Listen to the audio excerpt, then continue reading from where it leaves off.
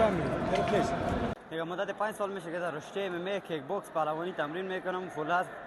دیگه ما خوش هستیم که در ولایت مزار اینجوری مسابقات را به سطح بالا میگیره که ورزشکارا تشویق شود.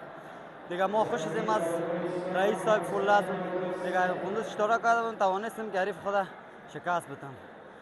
منتخبی ولایتی ولسوالی است یا بین چندین ولایت است که چهره‌های برتر نشان میده و بسیار مفید است، فایده داره به خاطر انتخاب چهره‌های برتر در تیم ملی و مسابقات بیرون مرزی. تا زمانی که ما مسابقات ولایتی را بین ولایت یا بین ولسوالی‌ها یا حداقل بین کلاب‌ها برگزار نکنیم، ما نمیتونیم که چهره‌های برتر را شناسایی کنیم.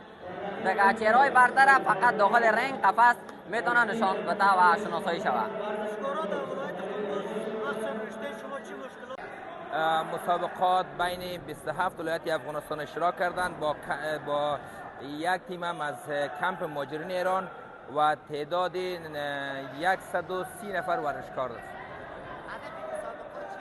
هدف مسابقات تیم ملی است. از سال یک بار تیم ملی برگزار میشه. هدف از این مسابقات ما که است بهترینای خود جدا میکنیم، بهترینای خود به خاطری که هدف مسابقات کشورهای خارجی